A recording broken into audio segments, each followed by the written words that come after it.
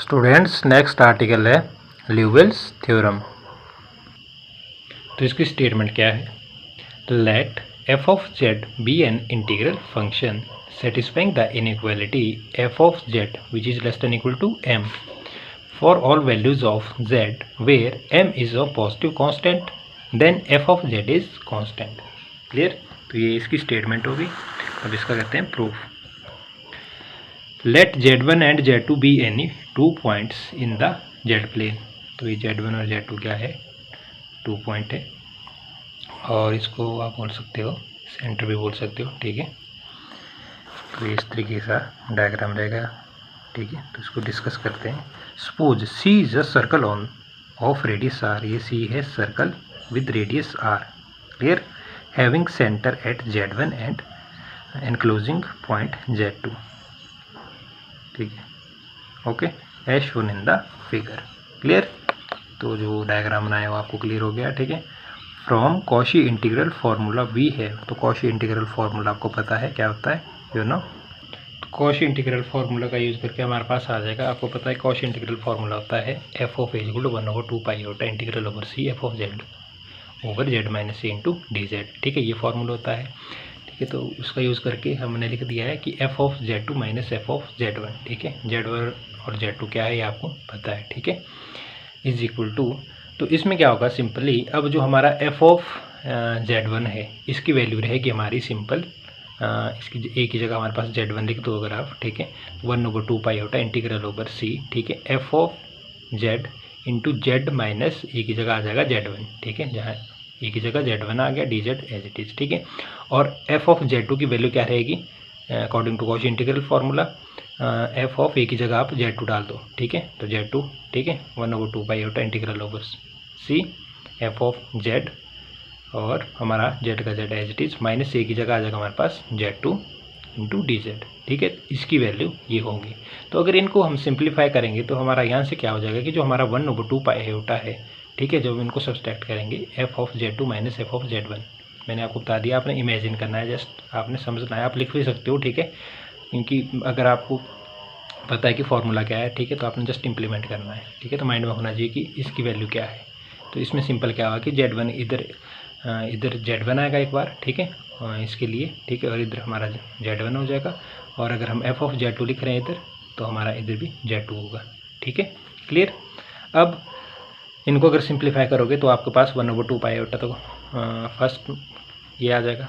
ठीक है, as it is integral over C F of Z. ठीक है, इसकी बात करें तो हमारा जेड माइनस जेड टू, क्योंकि हमने एफ जेड टू वाली टर्म लिखी है एफ ऑफ जेड टू। ठीक है, इंटू डी जेड माइनस, अब इसकी टर्म लिखे हम तो ये आ जाएगा हमारे पास 1/2 पाई होता है integral over C F of Z का एफ ऑफ जेड। ठीक है, ओवर जेड माइनस ए की जगह आ जाएगा हमारे पास जेड माइनस वन, जो according to Cauchy integral formula. ठीक है, इंटू डी जेड। तो ये होगी हमारी एफ ऑफ जेड टू की वैल्यू। क्लियर? और ये होगी एफ ऑफ जेड वन की वैल्यू। ठीक है, ये है हमारा कॉशी इंटीग्रल फार्मूला। ये क्लियर हो गया? अब क्या करना है, 1/2 पाई होता as it is integral over C आप कॉमन ले लो, F of Z D Z भी कॉमन ले लो। ठीक है, तो आपके पास बन जाएगा 1/जेड माइनस जेड टू, ये इसमें ये बच जाएगा। ठीक है, अंदर रिमेनिंग माइनस इधर बच जाएगा आपके पास 1/जेड माइनस जेड वन। ठीक है, तो आपने टेक एलसीएम ले लेना है। ठीक है, तो ये दोनों टर्म अपॉन में। ठीक है, तो एलसीएम के बाद हमारे पास आ जाएगी इधर वैल्यू आ जाएगी Z minus Z one minus Z plus Z two, ये टर्म बच जाएगी हमारे पास न्यूमिनेटर में। ठीक है, सिंपल है। ठीक है, एलसीएम फाइंड किया आपने और न्यूमिनेटर हमारे पास ये दो टर्म होगी F of Z D Z, ये एज इट इज़। तो यहाँ से हमारा जेड से ये नेगेटिव का, ये पॉजिटिव का है, तो ये कैंसिल हो जाएगा। ठीक है, तो जेड टू हमने पहले लिख लिया और जेड वन बाद में लिखा, तो इसलिए पॉजिटिव जेड टू फर्स्ट और माइनस जेड वन। ठीक है, ये टर्म आपकी एज इट इज़ लिखी इंटीग्रल ओवर सी। ठीक है, और F of Z D Z, ये क्लियर हो गया। इसके बाद क्या करना है आपने कि Z two minus Z one आपने बाहर ले लिया, 1/2 पाई होता as it is integral over C, अंदर बच गया F of Z, Z minus Z to, Z minus Z one. यहाँ तक क्लियर है? ओके। अब क्या करना है आपने, let us choose R so large that integral mod of Z two minus Z one is less than R divide by 2। तो जो है जो mode of Z2 minus Z1 है, ठीक है, वो किससे लेस है, less than R divide by 2 since, और जो हमारे पास Z माइनस Z1 है का मोड है उसकी वैल्यू क्या रहेगी, आर। क्लियर। तो ये दो टर्म में आपकी यूज़ होगी जो ये, ठीक है, Z2 माइनस Z1 और Z माइनस Z1, ठीक है, ये कहाँ यूज होगी ये आपको भी पता लग जाएगा। तो इसके बाद आ जाएगा हमारे पास Z माइनस Z2 का जो मॉड है, ठीक है, इसको लिख सकते हो आप Z minus Z1 plus Z1 minus Z2। कोई दिक्कत है, देखो यहाँ अगर इन दोनों टर्म को कट कर दो, Z1 माइनस का Z1 है, इधर प्लस का Z1 है, ठीक है, तो हमारे पास अंदर रिमेनिंग क्या टर्म बचेगी, Z माइनस Z2। मतलब हमने Z1 को ऐड किया और Z1 को ही सब्ट्रैक्ट किया, तो कोई दिक्कत नहीं है, ठीक है, एक क्लियर हो गया। अब इसको अगर आपने सेपरेट करके लिखना है तो आप लिख सकते हो Z माइनस Z1, ठीक है, और माइनस Z2 पहले टेक आउट साइड, ठीक है, और Z1 अंदर लिख दिया। तो अगर इसको ओपन करोगे तो आपके पास बन जाएगा minus Z2 minus minus plus Z1, वही टर्म बन गई। क्लियर। तो आपने स्टेप देखते रहना है कि आप वापस रिवर्स अगर आप स्टेप देखो तो आपका वही स्टेप बनना है, ठीक है, कोई कन्फ्यूज़न तो नहीं है। तो इस तरीके से आप क्रॉस चेक भी कर सकते हो। अब आपने इसका मोड ले लेना है, ठीक है, दोनों का मोड है, पहले आपने इकट्ठा मोड लिया, अब आपने सेपरेट मोड ले लेना है इसका, ठीक है। तो ये बन जाएगा this is greater than equal to Z minus Z1 का mode minus Z2 minus Z1 का mode.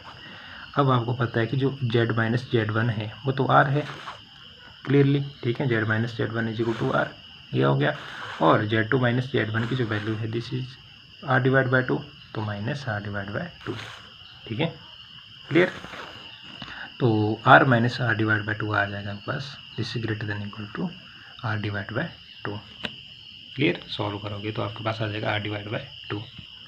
Also F of Z is less than equal to M, ये आपको स्टेटमेंट में गिवन है, ठीक है। तो आपने अब क्या करना है, जो आपके पास ये वैल्यू है, जो आपके पास ये वैल्यू थी F of Z minus Z1, इसका आपने मॉड ले लेना है, ठीक है, टेक मॉड बोथ साइड, इसकी वैल्यू क्या निकली थी आपकी ये, ठीक है। तो दोनों तरफ आपने taking mod on both side इस टर्म में, तो आपके पास क्या आ जाएगी, लेफ्ट हैंड साइड तो मैंने बता दिया कि इसका मॉड आ जाएगा, ठीक है, और राइट हैंड साइड इस टर्म का मॉड। क्लियर। तो आपने दोनों तरफ मॉड लगा दिया है, ठीक है। अब this term is less than equal to, अब आपने क्या है कि मॉड आपने अलग अलग इसमें लगाना है, ठीक है, सेपरेट। तो आ जाएगा इधर Z माइनस Z1 का मॉड ओवर 2 पाई, ठीक है, integral over C F of Z का मॉड dZ का मॉड, ठीक है, Z माइनस Z1 का मॉड और Z माइनस Z2 का मॉड। अब Z2 minus Z1 as it is, ये टर्म एज इट इज़ लिख दिया आपने, इंटीग्रल ओवर C, और जो एफ ऑफ Z था ये क्या है, M स्टेटमेंट में दिया है, ठीक है, तो इसकी जगह M आ गया, dZ का dZ as it is. Z minus Z1 की भी वैल्यू हमने लिखी थी कि क्या होती है, R, Z माइनस Z1 की होती है R, और Z2 माइनस Z1 की होती है R डिवाइड बाय 2, ठीक है। तो हमारे पास Z माइनस Z1 की होगी R और Z माइनस Z2 की वैल्यू आ गई R डिवाइड बाय 2, आपने पुट करनी है जस्ट, ठीक है। तो M आप इधर लेके आओ, ठीक है, M आपने बाहर ले लिया, और Z2 माइनस Z1 और ये आ जाएगा आपके पास 2 पाई का 2 पाई, इसको भी आप इधर लेके आओ, तो ये बन जाएगा R इंटू R बन गया R स्क्वायर डिवाइड बाय 2, ठीक है, इधर ले लिया, into integral over C dZ। यहाँ तक क्लियर है।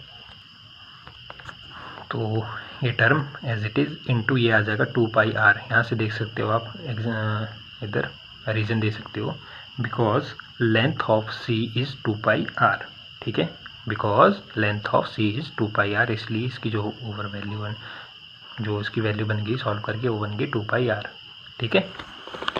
तो यहाँ से आ जाएगा 2 आपने बाहर ले लिया, और यहाँ से पाई कट जाएगा, एक R से एक R कट गया, इधर एक R बच गया, ठीक है। तो 2 बाहर आ गया, 2M Z2 माइनस Z1 का मॉड, और पाई से पाई कट गया था, एक R से R कट गया था, तो R बच गया एक, ठीक है। तो letting R tend to infinity we get, तो हमारे पास जो वैल्यू है वो बच जाएगी F of left hand side की अगर बात करें F of Z2 minus F of Z1, ये टर्म तो 0 बन गई, ठीक है।